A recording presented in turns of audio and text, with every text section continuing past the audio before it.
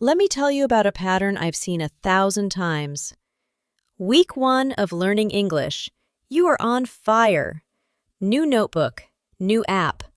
This time is different. Week 2, still strong.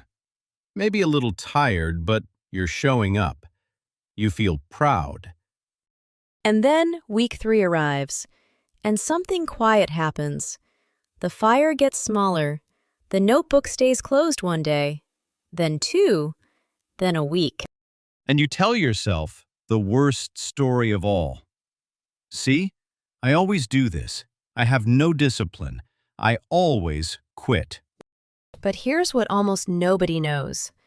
That drop in week 3? It is not a personality flaw. It is not laziness. It is a real, predictable thing that happens to almost everyone, and it has a name. So here's our question for today. Why does your motivation always crash at almost the exact same moment? And how do you keep going when the fire gets low? Welcome to Spoken English HQ. Let's practice. Real conversations for better English. Hello, and welcome back to Spoken English HQ. I am Luisana. And I am Benjamin. And if you have a graveyard of half-used notebooks and apps you stopped opening, friend, you are exactly who we made this episode for. Come in. And I want to start by breaking a myth, because this one ruins so many learners. A lot of you believe that motivated people feel motivated all the time, that the ones who succeed wake up every single day, excited, full of fire, ready to study. The fantasy learner. The one who never feels lazy, never gets bored, never wants to skip a day, just pure, endless energy, forever. And then your fire drops in week 3, like it always does, and you compare yourself to that fantasy and think, they have it and I don't. I'm just not a disciplined person. Let me tell you about my own experience, because this was me with the guitar. I have started learning guitar maybe 6 times in my life. 6! And every time the first 2 weeks were magic. And every time around week 3, my hands hurt, the songs got harder, and the excitement just drained away. And what did you tell yourself each time? I'm just not a guitar person. I don't have what it takes. 6 times I told myself that lie, until someone explained to me that the week 3 drop is normal. It happens to everyone. And the winners are simply the ones who keep going through it. And that's the truth nobody puts on the motivational posters. Successful people are not the ones who never lose motivation. They are the ones who keep going after they lose it. They learn to walk through the dip instead of turning around. Right. The beginning is easy because everything is new and exciting. New is a drug. But around week 3, the new wears off. The novelty fades, and suddenly it's just work. And that's where most people stop. I had a listener, let's call her Bianca, and she wrote to me, so disappointed in herself. She said, Luisana, I've started learning English 5 times, and I always quit after a few weeks. I think I'm just lazy and weak. Oh, the same story I told myself about the guitar. Word for word. Exactly. So I asked her, Bianca, did you quit because you stopped caring? Or because the excitement faded and nobody told you that was normal? And she went quiet. And then she said, I thought the fading meant I'd failed. And that's the trap. She felt the totally normal dip, and she read it as proof that she was a failure. So she quit, right before the part where it gets good. Losing motivation doesn't mean you're weak. It means you're normal. The dip is not a verdict on your character. It's just a stage on the road, and everyone passes through it. So today, we'll give you one honest word for what the dip really is. We'll give you a picture that completely changes how you handle it, and one small habit that carries you through even when the fire is low. And it begins with a word that, once you understand it, takes a huge weight off your shoulders. Let's open it up.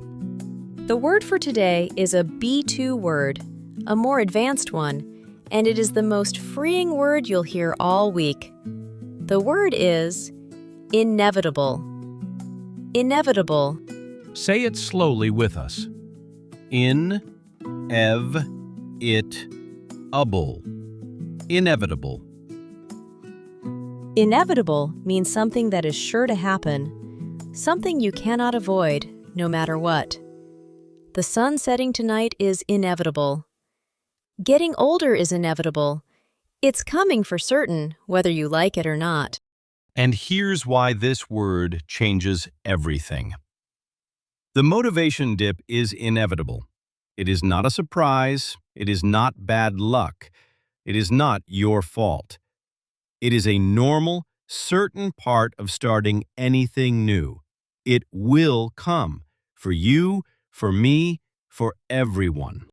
Let me give you the synonyms so this word really lives in you. Inevitable, unavoidable, certain to come, bound to happen. The dip is inevitable. Say that to yourself and feel the weight lift. Let's hear it in slow sentences. The motivation dip is inevitable, so I plan for it. Feeling tired of studying is inevitable. Everyone feels it. Because the dip is inevitable, it doesn't scare me anymore. And do you feel the magic of that word? When something is a surprise, it knocks you down. But when something is inevitable, when you know it's coming, you can prepare. You can pack an umbrella for the rain you know is on the way. Yes. Think about it. If a storm hits you with no warning, you panic. But if the weather report says rain on Thursday, you just bring a coat on Thursday. Same storm, but now you're ready, and it's no big deal. So when week 3 comes and your fire drops, instead of panicking, "Oh no, I'm failing again," you can smile and say, "Ah, there it is, the inevitable dip. Right on time. I knew you were coming." And that calm changes everything. Because you don't quit things you expected. You only quit things that feel like they're going wrong. Name the dip as inevitable, and it stops feeling like something's wrong. Let me ask, the way a student might, how do I use this word about myself in a real sentence? Beautiful question. You might say, my motivation will dip, and that's inevitable, so I'll keep going anyway. Or, the hard weeks are inevitable, but they don't mean I should stop. And just saying that out loud builds armor around you. You stop being shocked by the dip. You start expecting it, like an old friend who visits every few weeks. "Oh, it's you again. Come in. I know you don't stay long." Because that's the other secret. The dip is inevitable, but it's also temporary. It comes for certain, and it passes for certain. If you just keep showing up in small ways, the fire always comes back. Inevitable, unavoidable, certain to come, bound to happen. That's your B2 word, and it's also a shield against the week 3 lie that says you failed. And to really feel how to handle the dip, not by forcing huge energy, but by keeping a tiny flame alive, I think it's time for a picture. A warm one. Around a campfire. Oh, I love this one. Let's gather round. Imagine you're camping and you build a campfire at night. In the beginning, the flames are big and bright and dancing. That's week 1. That's the excitement. Huge, warm, beautiful flames. And it feels like it'll burn like that forever. But of course, it won't. Slowly, the big flames get smaller. The fire calms down. By the middle of the night, it's not roaring anymore. It's just glowing. Right. And here's where most people make a terrible mistake. When the big flames die down, they think the fire is over. They walk away. They give up on it. And by morning, cold gray ashes. Nothing left. That's week 3. The big flames of excitement die down, which is inevitable, and people think, the fire's gone, I've failed, and they walk away. And the fire goes completely cold. But here's what every experienced camper knows. When the big flames die down, the fire is not over. Underneath, there are embers, glowing red coals, still hot, still alive.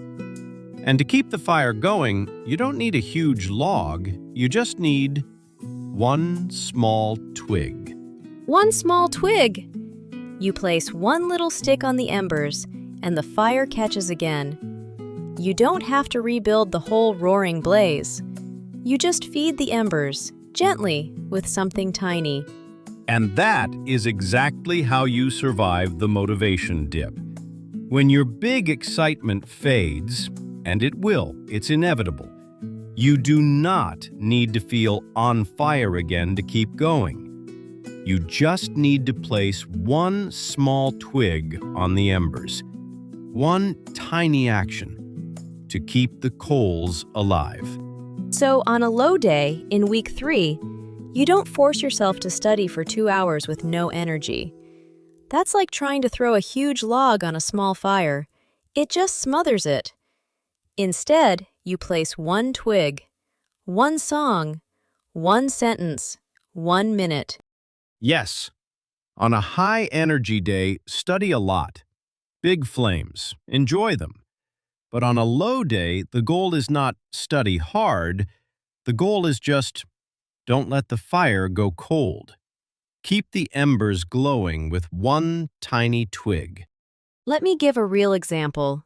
Bianca, our listener, when she tried again, she made one rule for the dip. On days she felt motivated, she did a full lesson. But on days she felt nothing, she just listened to one English song while making dinner. That was allowed to count. One song. A single twig on the embers. And because she never let the fire go fully cold, the motivation always came back. A week later, the flames returned, and she was ready, because the coals were still warm. She didn't have to start a brand new fire from nothing.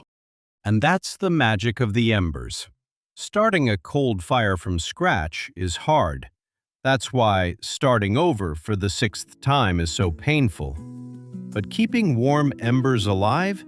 That's easy. One twig. Anyone can place one twig. Keep the embers alive. You'll think of this every time your motivation drops. You don't need the roaring flames every day. You just need to not let the fire die. One twig is enough.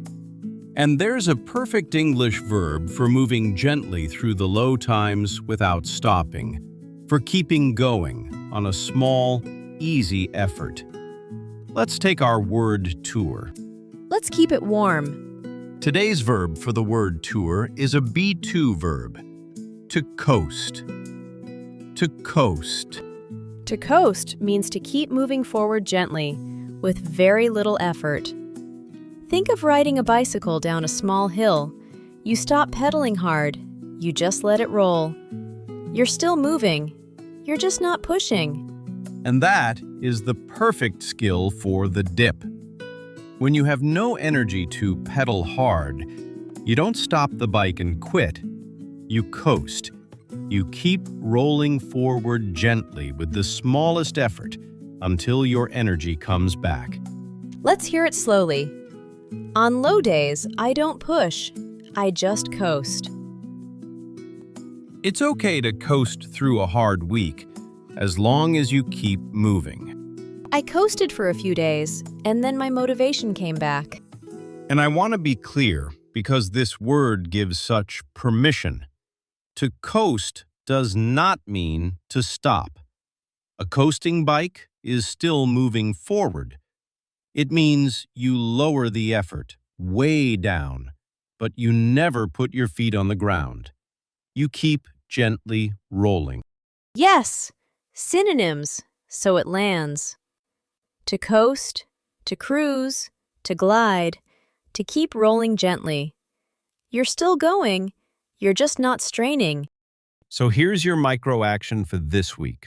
And it's the kindest one we've ever given. Decide right now on your coasting plan.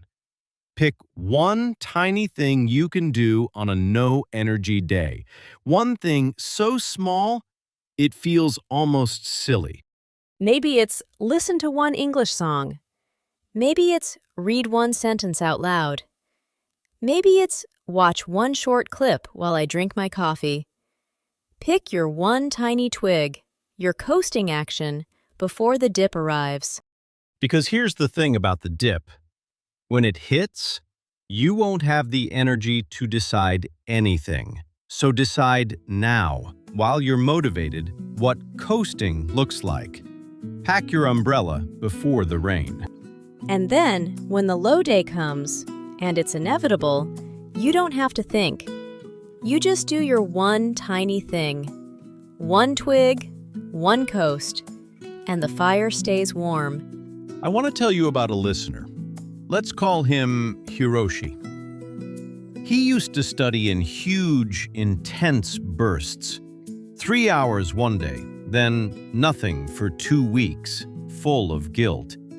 Big flames, then cold ashes, over and over. The boom and quit cycle. So many of us live there. Exactly. So he made a coasting rule. On any day he didn't feel like studying, he just had to listen to English for 2 minutes while brushing his teeth. 2 minutes. That's all. And he messaged us. I haven't missed a single day in 4 months. 4 months! And I've never studied for 3 hours again. I just coast when I need to. 4 months without breaking the chain, because he gave himself permission to coast. He stopped needing the big flames. He just kept the embers warm. To coast, to cruise, to glide, to keep rolling gently. Say it with me one more time. To coast, to coast. Beautiful. And that brings us to the deepest shift of all. Because this isn't really about motivation, is it? No, it's about whether you can forgive yourself on the low days and stay. Let's talk about it. Here's the shift I want to leave you with today. For a long time, maybe you've worn a heavy label. I'm a quitter. I always give up. I start strong and I always fade. And that label is so cruel and so untrue. Because you didn't quit those times out of weakness. You quit because nobody told you the dip was inevitable. And nobody showed you how to coast through it. So let's put down that label for good. You are not a quitter. You are someone who is learning to keep the fire warm. Not roaring every day. Nobody can do that. Just warm. Just alive. Just one twig at a time. And think about how that changes everything. A disciplined person is not someone with endless fire. A disciplined person is just someone who places one small twig on the embers, even on the days they don't feel like it. That's all discipline really is. That's so freeing. You don't need more willpower. You don't need to become a different person. You just need a tiny twig and permission to coast. And both of those anyone can do, including you. I think about my guitar. 6 times I quit because I believed I wasn't a guitar person. But I wasn't a quitter. I just didn't know the dip was inevitable. And it's not too late for the guitar or the English. Here's something tender for the ones who feel they've started and failed too many times to try again. Every time you started again, that wasn't failure. That was proof you never truly gave up. The person who has started 5 times is not a 5-time quitter. They're a 5-time returner. The hope kept calling you back. That hope is the most important thing you own. Every restart means you never truly gave up. So this time, you don't need more fire than before. You just need a smaller goal for the low days. Keep the embers warm, and you'll never have to start cold again. Now, before we go, we really want to hear from you. Come down to the comments and talk to us. Yes, please. Tell us, how many times have you started learning English? Be honest and be proud, not ashamed. And tell us, what will be your one tiny twig, your coasting action for the low days? Or tell us the word that was hard today, or where your week 3 wall usually hits. Or honestly, just say hello. Write hello from your corner of the world. We read every comment, and we write back. We really do read them all. The comments are where this little family gathers, from every country, every time zone. So don't be shy. Leave your hello down below, and we'll come say hi. And if today gave you even a little hope, please hit that subscribe button so we can keep the fire warm together. Give the video a like. It helps another tired learner find a warm place to land. And ring the bell so the next episode comes straight to you. We'd love to keep walking through every dip with you, twig by twig. So this week, remember the word, inevitable. Remember the picture, keep the embers alive. And do the action. Choose your one tiny twig and coast when you need to. You're not a quitter. You never were. You're just learning to keep the fire warm, and you can do that for life. Thank you for spending this time with us. We'll see you in the next one. Keep those embers glowing. Bye-bye. Bye-bye.